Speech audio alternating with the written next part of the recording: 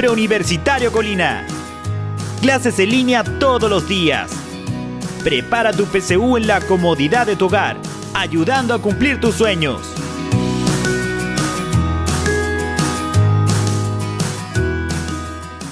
Muy buenas tardes. Hoy día vamos a hablar sobre las propiedades coligativas y vamos a recordar dos conceptos importantes que tienen que ver con los líquidos que se pueden clasificar, ¿no es cierto?, dependiendo su estado, si es volátil o no volátil.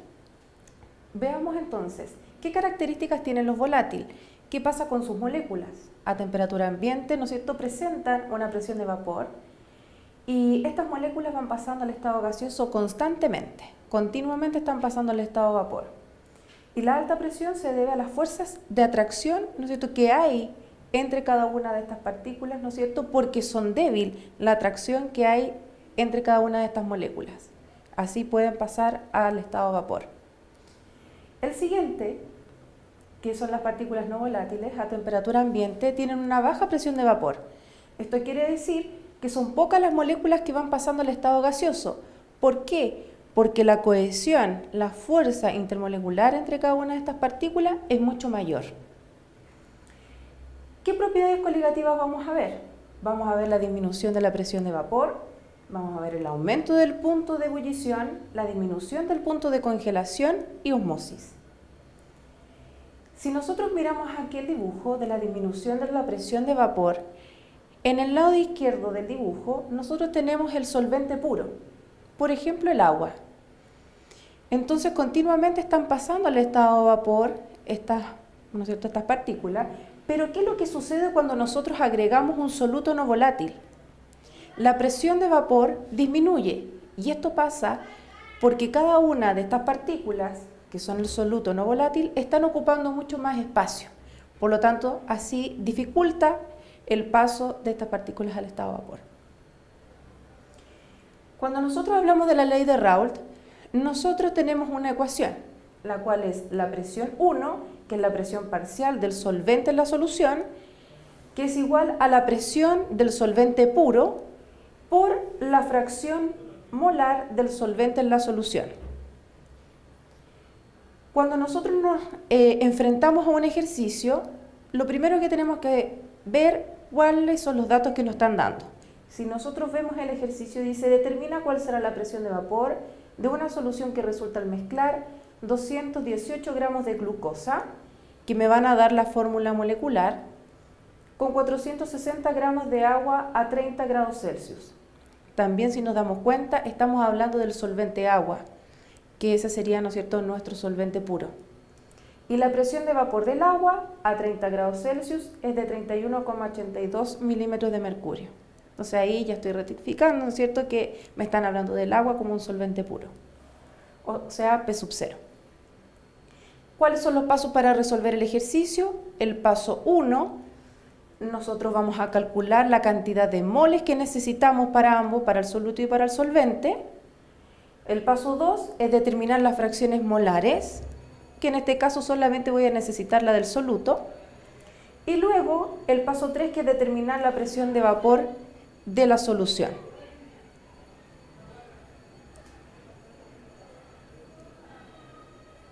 Siguiente. Lo que pasa es que aquí es donde viene el desarrollo de los ejercicios. Ya, y en el desarrollo del ejercicio vamos a poner eso. Entonces, en el anterior, no sé si lo hago al tiro. No, lo hacemos después. ¿Después? Ya. Acá. Aumento del punto de ebullición. Cuando un solvente forma parte de una solución, sus moléculas tendrán menor posibilidad de pasar al estado gaseoso, porque ya sabemos que hay una sustancia que está impidiendo, ¿no es cierto?, que pasen todas las partículas al estado vapor. Por lo tanto, las moléculas del soluto en la superficie van disminuyendo, ¿no es cierto?, el número de moléculas que van pasando para la evaporación. Por lo tanto, la temperatura de ebullición de la solución será mucho mayor. Entonces, si nosotros miramos acá, tenemos nuestro delta TE, el delta T de ebullición, que podemos ver que es TE menos TE sub 0. Eso quiere decir la temperatura de ebullición de la solución y TE sub 0, que tiene que ver con el punto de ebullición del solvente puro, que casi en general en los ejercicios nosotros ocupamos el agua como solvente puro. Necesitamos para el delta TE la constante bulloscópica por la molalidad. La constante bulloscópica me la van a dar en el ejercicio, pero la molalidad es la que yo voy a tener que calcular, que yo sé que es Na dividido, ¿no es cierto?, en la masa de B, que es el solvente, en unidades de kilogramos. Acá tenemos un ejercicio propuesto, cuál será el punto de ebullición de una solución que se prepara disolviendo 150 gramos de sacarosa en 250 gramos de agua. Me dan la constante bulloscópica del agua, por lo tanto yo ya sé la temperatura de ebullición que tiene el agua. Pues yo sé que va a ebullir a los 100 grados Celsius, por lo tanto la temperatura E sub 0 yo ya la tengo. Y aquí tenemos los pasos que tenemos que desarrollar. El paso 1, que es determinar la molalidad. Por lo tanto, necesitamos determinar la masa molar de la sacarosa, por eso tengo la fórmula molecular. Luego después determinamos, ¿no es cierto?, también tengo que sacar los moles, por eso tengo que sacar la masa molecular y tengo la masa de la sacarosa. Después determinar el delta TE y el paso 3, que es determinar el TE de la solución. Y acá tenemos otro ejercicio propuesto para que lo puedan desarrollar ustedes. Después la siguiente propiedad coligativa tiene que ver con la disminución del punto de congelación. Nosotros sabemos que en la naturaleza y también en las situaciones de la vida diaria usamos los anticongelantes. Por ejemplo, hay animales, insectos y plantas que resisten zonas muy frías y que, por ejemplo, tienen proteínas anticongelantes. Y así el líquido interno no se congela y puede permitir, ¿no es cierto?, la vida de cada uno de estos insectos o animales. Por lo tanto, el punto de congelación es la temperatura a la cual coexiste el equilibrio entre el estado sólido y el estado líquido. Si nosotros miramos acá, el delta TC, que es el delta de congelación, va a ser la temperatura del delta C en estado puro, del solvente puro, menos el TC, que es el punto de congelación del solvente, o sea, de la disolución. Y es muy parecido al anterior. El delta TC lo vamos a determinar con la constante de congelación o la constante crioscópica por la molalidad. Acá tenemos también una referencia con respecto a la temperatura y la presión de solvente, líquido y vapor. Y acá tenemos los ejercicios propuestos, que esto sí es lo que nosotros no tenemos que enfocar a poder determinar. Dice, se tiene una mezcla de 150 gramos de sacarosa, su fórmula molecular, tenemos la masa del agua, y hasta qué temperatura se podría enfriar la mezcla sin que se llegue a congelar. Entonces tenemos el Kc, ¿no es cierto?, la constante crioscópica del agua, y nosotros ya sabemos que la temperatura de congelación del agua es a 0 grados Celsius. Entonces ya tenemos todos los datos, porque siempre, ¿no es cierto?, en la mayoría de nuestros ejercicios usamos el solvente universal, que es el agua. Paso 1, determinar la concentración molar. Para eso necesitamos todos los datos que nos van dando, necesitamos sacar los moles, necesitamos sacar la masa molar de la sacarosa. Luego el punto 2, que es determinar el delta TC, y finalmente determinar la temperatura de congelación TC. Acá tenemos otro ejercicio propuesto. Y por último tenemos la osmosis. La osmosis es el movimiento del solvente, comúnmente utilizamos el agua, a través de una membrana que es semipermeable, ¿no es cierto?, que va a impedir el paso del soluto. Entonces, si nosotros miramos bien este dibujo, solamente hay paso del solvente hacia el lado derecho. Acá también tenemos un dibujo que es muy representativo y siempre sale en las pruebas, de que lo que está sucediendo en los medios. Si nosotros nos fijamos en este dibujo, nosotros tenemos menos soluto y acá tenemos más soluto. Tenemos la misma cantidad de solvente, pero ¿qué es lo que necesito yo? Necesito llegar al equilibrio, que las concentraciones se igualen. Por lo tanto, ¿qué es lo que va a pasar? El solvente empieza a movilizarse a través de esta membrana semipermeable hacia el lado derecho, hacia la solución hipertónica, para contrarrestar la concentración, porque en este lado nosotros tenemos mayor concentración que en el medio hipotónico. Nosotros también tenemos una ecuación para determinar la osmosis, que es pi es igual a molaridad por R por T. La molaridad es la concentración por R, que es una constante, que es 0,082 atmósfera litro Kelvin mol, por la temperatura, ¿no es cierto?, que va a ser en Kelvin.